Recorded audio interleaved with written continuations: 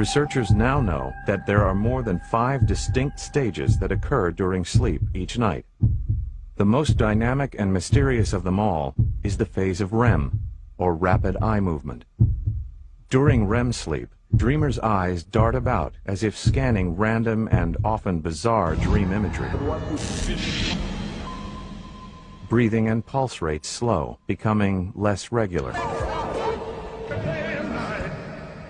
Blood flows to the genital area, creating a state of sexual arousal. And then, deep within our brainstem, a chemical called acetylcholine is secreted that immobilizes our movement. We become paralyzed. In order to prevent us from acting out our dreams, that mechanism sends signals down the spinal column to inhibit any kind of motor activity that might be generated in our dreams so that we cannot act out our dreams. This paralysis is a self-imposed protective measure. But when an attack of sleep paralysis occurs, a person has the terrifying experience of being completely awake, but dreaming, and absolutely unable to move. In sleep paralysis, what seems to happen is that as this waking mechanism begins to die down, this other mechanism becomes active very, very quickly, even before we fall asleep, so that we essentially begin to dream while we're still awake. It's like when you're in a dream and you try and run away and your feet are frozen, or when you try and scream and you can't make a sound. It's exactly that same sensation. The only difference is you're completely aware, you know you're awake, and you see everything around you.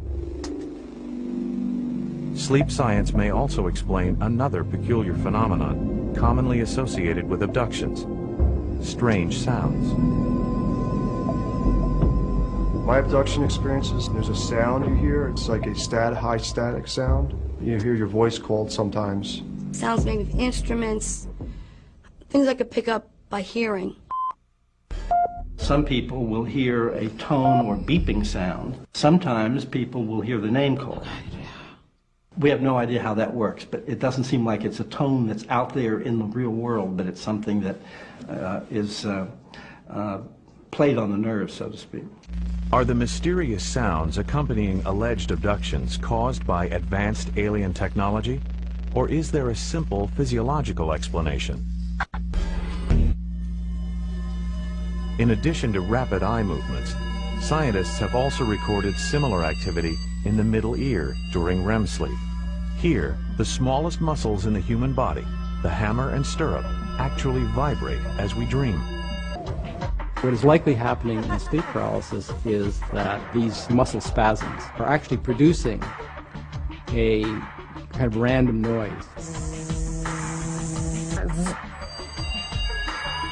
They might sound like footsteps. Hearing the tick of a clock. Sometimes I felt it as if something were drilling on my head. I heard laughter, definitely evil-sounding chuckle. Why doesn't my husband wake up? Why can't he hear this? Wondering how the whole neighborhood couldn't hear this sound, thinking that it was insane that there weren't people screaming all over the place because the sound was so loud. People say, well, it's kind of like an electric motor, or it's a bit like glass breaking, or it's like a fan, or it's like an engine. Next step, like a spaceship.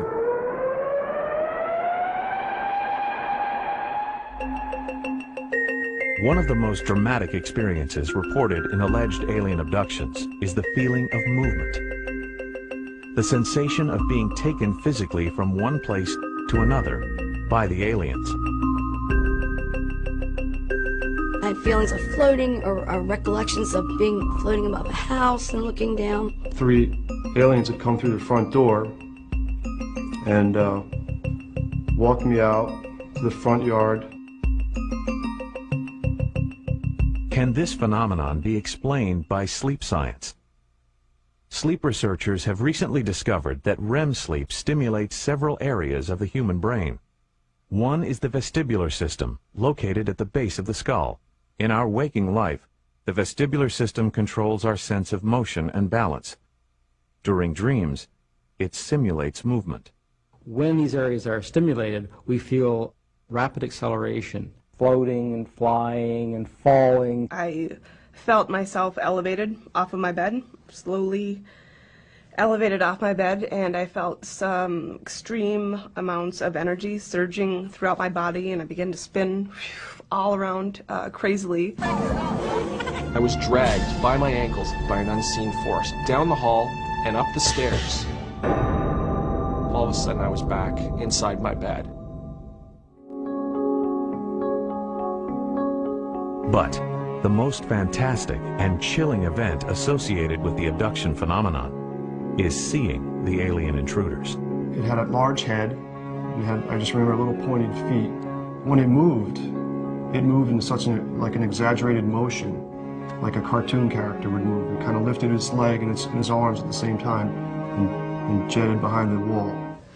Recent neuroimaging studies may now explain such nightmares scientifically. Researchers have discovered that one section of the brain that becomes wildly active during REM sleep is the amygdala. Located deep within the temporal lobes of the brain, the amygdala is the body's fear center. In a normal waking state, it allows us to instinctively ferret out threatening predators. However, awakening paralyzed in a dream state triggers this mechanism in an unnatural way, causing the victim to experience uncanny fear that takes on a sense of evil. People will often say, well, fear, that just doesn't cut it. This is not fear. This is absolutely abject, horrifying terror that I'm experiencing. There's this feeling that there's something absolutely evil out there. The fear level on the most intense experiences was a 10. It was, I'm going to die. Research also suggests that this fear mode caused by the amygdala also causes sleep paralysis sufferers to hallucinate frightening human forms. People see many different things, and they're nearly always human or humanoid kinds of figures. Familiar images, things that are well stored and well rehearsed in our brains.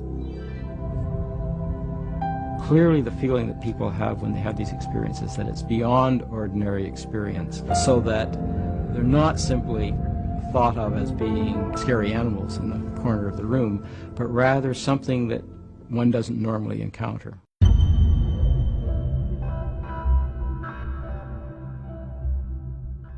I started out feeling as if I was dying, but then eventually I thought I was having an involuntary out-of-body experience.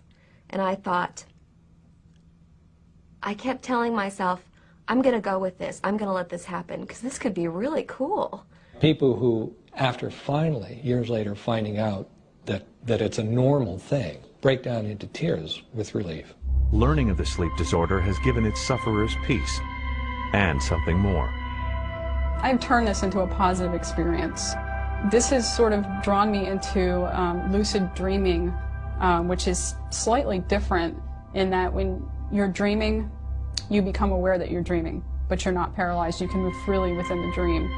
And that opens the possibilities for all different kinds, you have access to your psyche. I think sleep paralysis has allowed me to become aware that there's more to life than the physical realm. It's pretty cool to be able to leave your body and be in another state and be able to just fly anywhere. I mean, leave the house, outside, fly. I mean, it feels like you're physically flying.